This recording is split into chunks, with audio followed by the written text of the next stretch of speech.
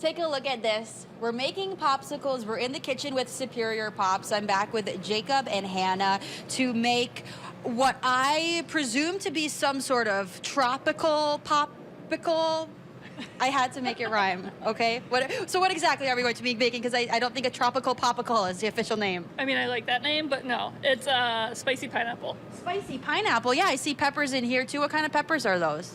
Serrano peppers, so that's infused simple syrup with that. And then we also have another kind of peppery mix that we will end up putting in it with as well. Okay, well, let's check it out. Let's start the process. All right. First part of the process is a loud blender, obviously. So blend it all up.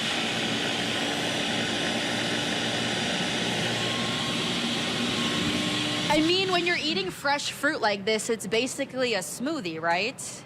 For the most part, yeah, it is. So that's kind of the nice part is it's frozen smoothie with a little extra in it.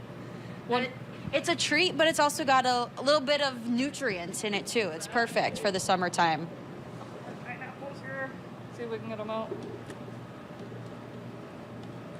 Also, with the fresh fruit aspect of it, it's kind of fun to figure out what's kind of in season and what's not.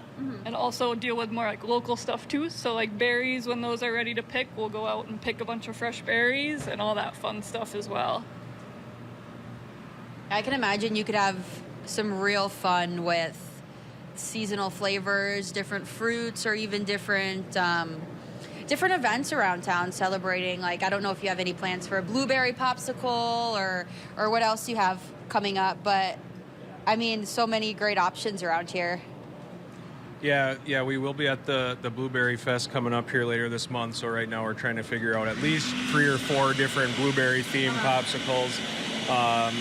They're still in the works, but we'll probably have a blueberry lemonade, blueberry lavender, have some different blueberry themed. And we're trying to make sure that we have options, for the whole family. That, we've had kids that love the spicy pineapple, but we also wanted to have some more maybe adult-themed popsicles as well. Kids love the strawberry and orange, but maybe the more spicy variety or something a little bit different appeals more to the parents as well. Right. We've got our pineapple puree. Got some lime juice, some pepper flakes. It's a mix of kind of sweet peppers, so like kind of a citrusy flavor, but also a little bit flavor of that spice, some salt. And then we got to strain our simple syrup, so we don't have big chunks of pepper in there. Okay, so we're not biting into any seeds either. No, trying to avoid that aspect of it.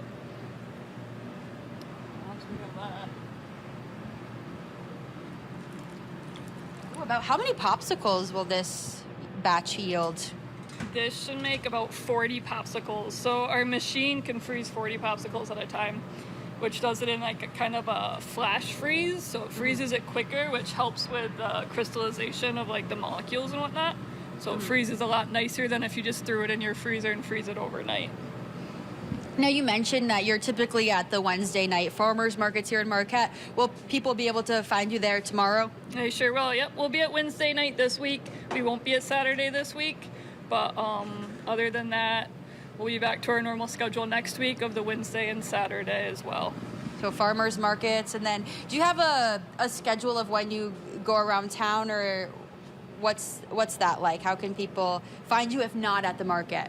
So we usually will post on our Facebook and Instagram where we're going to be. Usually that week we'll do a big kind of post as to where, if we'll be out and about certain days, or if we decide to do pop-ups out and about, we'll post that as well on there and try to keep people informed in that sense. Popsicle pop-up.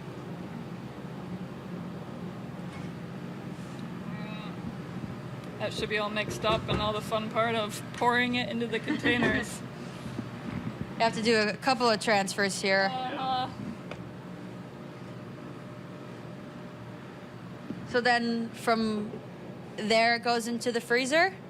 From here, yep. So from here is what we'll put it into the mold that would then go freeze. So after we fill these up, they'll help us squirt it into the molds a lot nicer. So that's why we put it in the squeeze bottles. Can we start to fill one of these molds while she finishes? So we do have already a batch going inside the mold. Oh, okay. It's kind of a neat machine. We can freeze, like Hannah said, 40 at a time. So essentially, you know, we fill them up. This has watermelon popsicles in it right now. They're probably about halfway done, so we should be able to pull those out shortly. Each recipe freezes in about 30 to 45 minutes, depending on how thick the consistency is. So it's kind of a juggling act of getting stuff ready, freezing them, pulling, packaging, and then getting them ready. Yeah, kind of a timing game that you're playing around with, making sure you have enough, but also that they're frozen. Well, it looks like Hannah's just finishing up pouring that out. We're going to send it back to John now. And when you check back in with us at the end of the show, we will have popsicles completely made. I will give you a taste test. I won't leave you without one. So check back in with me then, John. All right, Tia, we will check back in with you later. And when we come back, all of my musicians, you guys got to be ready because the time to start strumming is soon. So stay with us.